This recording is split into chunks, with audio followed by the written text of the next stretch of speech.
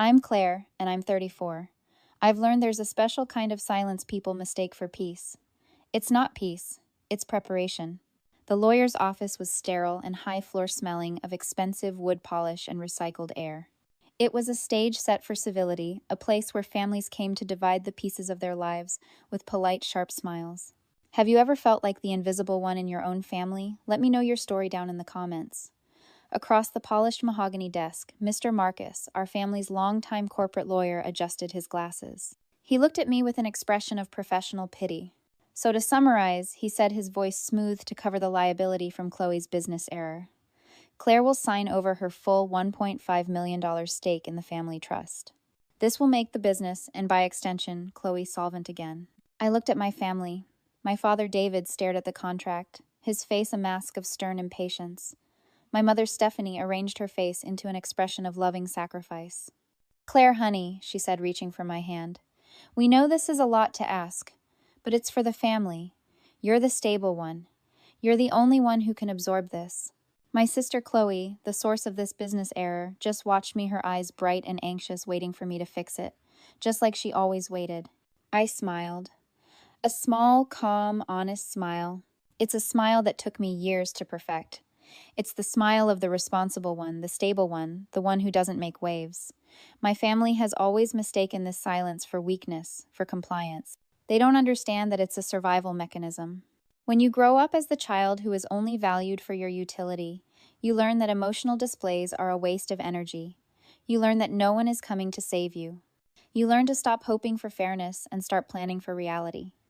This calm they see isn't me being weak. It isn't me forgiving them. This calm is the invisible chain I've worn my entire life, the one I forged from every overlooked achievement, every time I was told be the bigger person, every time my needs were set aside for Chloe's wants. It's the chain of a survivor, and it has taught me one thing: the only way to break the chain is to wait, to watch, and to plan. My silence isn't peace, it's a strategy. Of course, I said, my voice even. Whatever saves the family. My mother let out a breath she'd been holding. Oh, Claire, you're such a good sister. So understanding. My father nodded, relieved. That's my girl, always practical. Mr. Marcus pushed the document toward me. If you'll just sign here, Claire, acknowledging the transfer. I picked up the heavy pen. I didn't read the contract. I'd already imagined every word. I signed my name, my hand perfectly steady.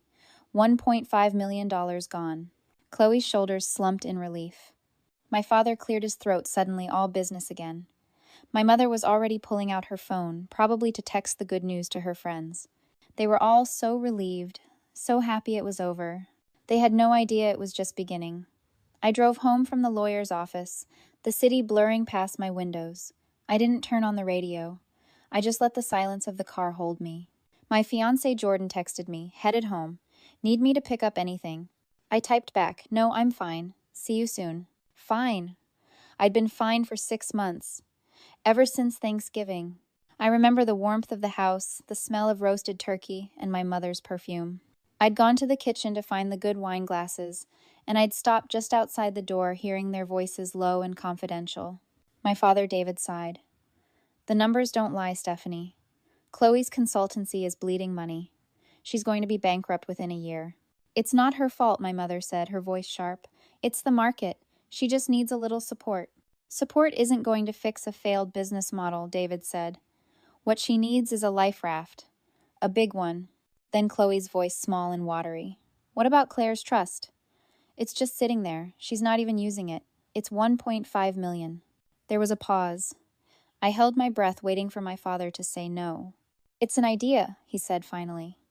Claire is stable. She's got her career. She's fine. She won't really miss it. We frame it as a family emergency. A one-time error Chloe made. Claire will sign it over. She's always been the responsible one. I stood there, hidden by the hallway shadow, and I felt the last bit of warmth leave my body. It wasn't just a betrayal. It was an assassination of my character wrapped in the language of family care. This wasn't one single spontaneous act of cruelty. This was the trap of normalized treading, and I'd been living in it for 30 years. It was the logical endpoint of 1,000 tiny dismissals. It was every time my straight-A report card was met with, "That's nice, honey," while Chloe's C+ was celebrated with dinner out.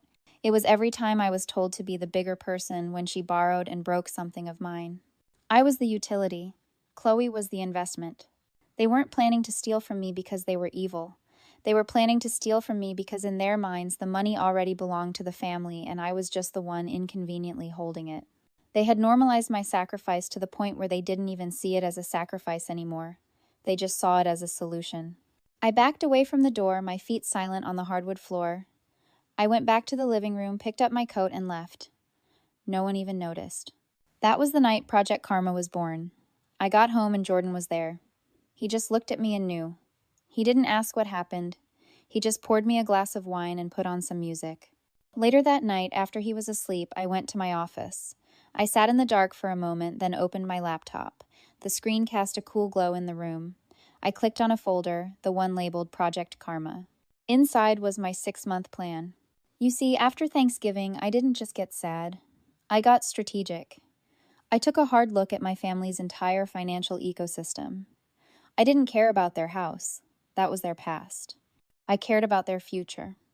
And their future, the one they were sacrificing me for, was Chloe's marketing consultancy. So I did my research. I found her client list. I found her contracts. And I found her vulnerability. A tech startup, her single largest client, the only one keeping her business from sinking. 4 months ago, I formed an anonymous LLC, Sterling Holdings Group. I used my own savings and a private loan to purchase a 4-story commercial office building in the tech hub. The building where Chloe's biggest, most profitable client was a tenant in Suite 4B. I've been their silent, secret landlord for almost a year. I looked at the lease agreement on my screen, the 60-day termination clause highlighted in yellow. This was my liability clause. Just as I was reviewing the document, my phone buzzed on the desk. A text from Chloe. Hey, feels so much better now that the trust stuff is handled. You're a lifesaver. Quick question, since you're free of the trust now, would you be willing to co-sign a new business loan for me? Just a small one to get me over this hump. Let me know.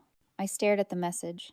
They had just stolen $1.5 million from me, and not even 24 hours later, she was asking for more. There was no remorse, no shame, just expectation. My phone rang. This time it was my mother. Claire, darling, she started, her voice bright. I'm so glad that's all settled. Such a mess, but family is family, right? Listen, Mr. Marcus just sent his bill for the trust transfer. It's a little steep. Since this was all to help, Chloe, David, and I were wondering if you'd be willing to chip in for half. It just seems fair. Chip in.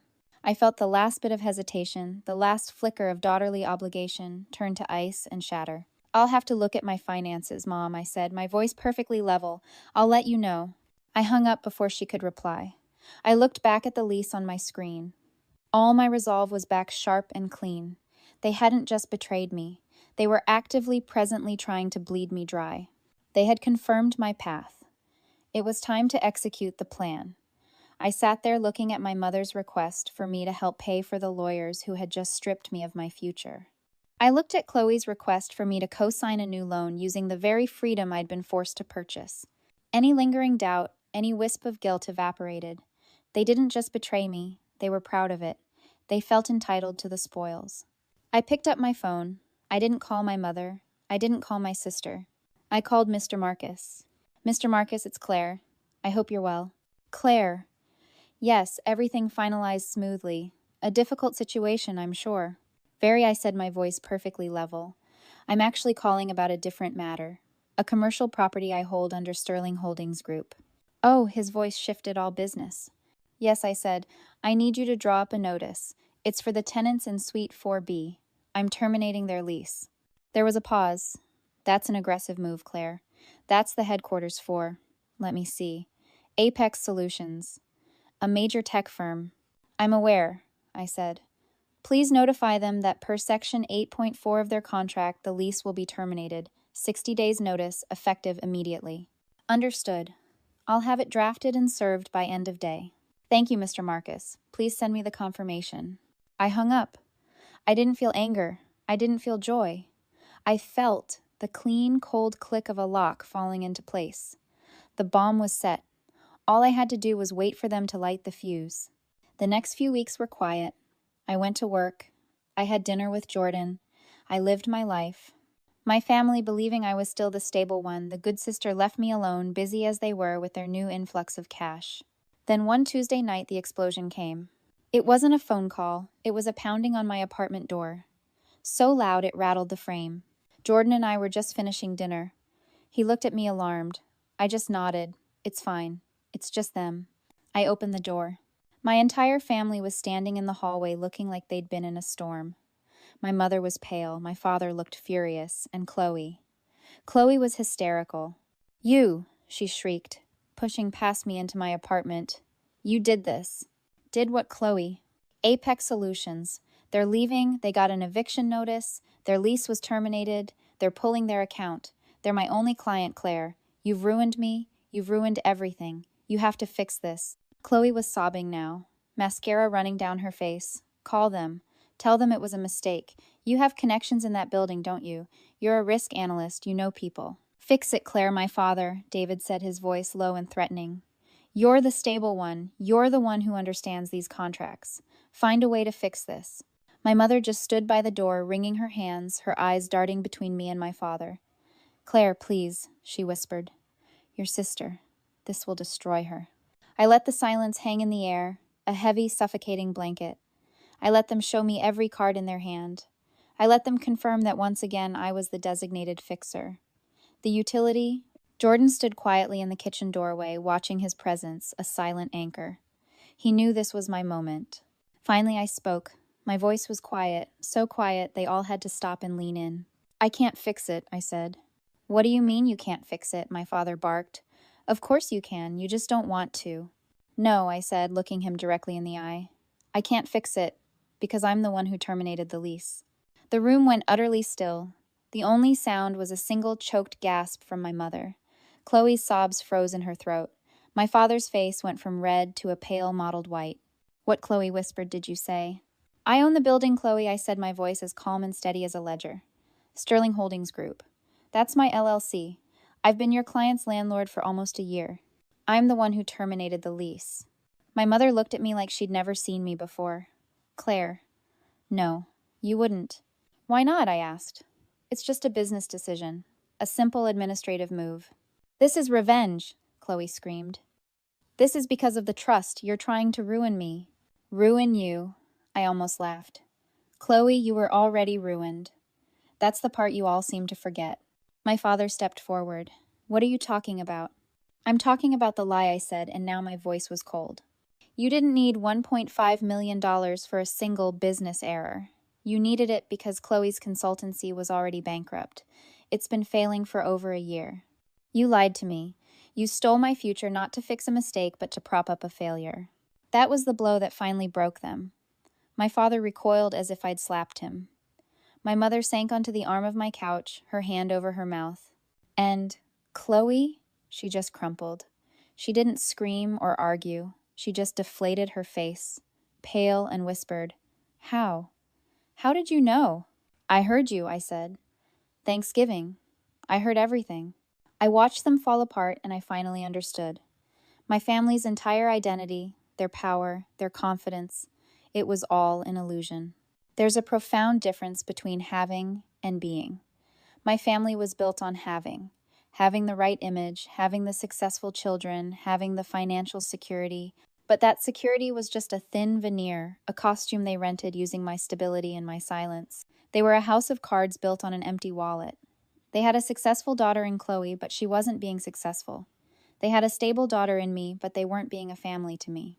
The moment their money was threatened, the moment I closed the account, the entire illusion collapsed. Because when you strip away what they have, there is nothing left. They aren't resilient. They aren't strong. They aren't a family. They are just a collection of terrified people who have run out of other people's money to spend. It's true, Chloe admitted to my parents, her voice barely a breath. It's all true. The business, it's been gone for months. I couldn't tell you. I couldn't fail. My father looked at her, then at my mother, then at me. There was no anger left, just a vast, empty shock. He had built his world on the idea of his successful daughter, and the foundation had just turned to dust. My father just sank onto my couch. He didn't speak. He just put his head in his hands. My mother was crying, but silently now, as if she'd run out of energy. Chloe just looked empty. So what now, Claire? My father finally asked, his voice muffled. What do you do now? Do you evict us all, ruin us? I looked at the three of them, this broken, terrified group of people who had been my family. The power I held in that moment was absolute. I could destroy them. I could take everything. And I realized with a chilling clarity that I didn't want to. I'm not going to evict your client, Chloe, I said. She looked up, a flicker of desperate hope in her eyes. You're not... No. I'm going to sell the building. And I'm going to give you 60 days to find a new landlord. The new owners can decide what they want to do with your lease. But... The money, my mother whispered. The 1.5 million. I don't want it, I said.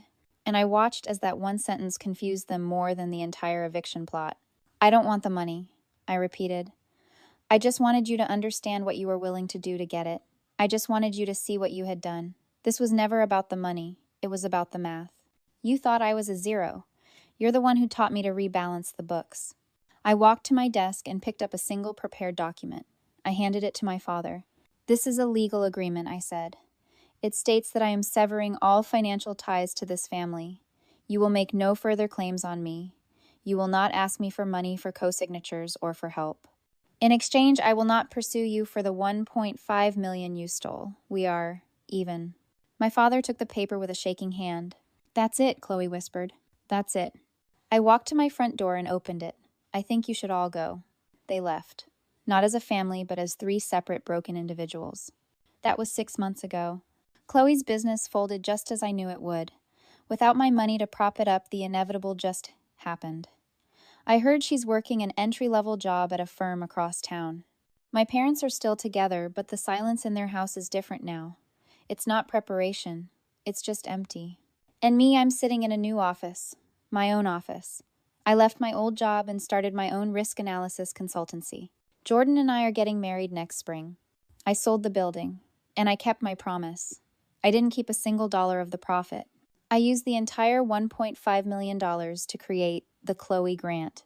It's an anonymous fund managed by a third party that gives startup capital to female entrepreneurs who have a solid business plan but no family support. It has one very specific liability clause in the contract. If any recipient is found to have engaged in fraudulent practices or misrepresented their finances, they must repay the grant in full with interest. Because I'm still a risk analyst after all. I found my peace not in revenge, but in rebalancing the books. So if you're out there and you're the stable one, the responsible one, remember your worth. Don't let anyone, not even your family, write you off as a zero. Because you are the one who knows how to do the math. You are the one who knows the real value of things, and you are the one who holds the pen.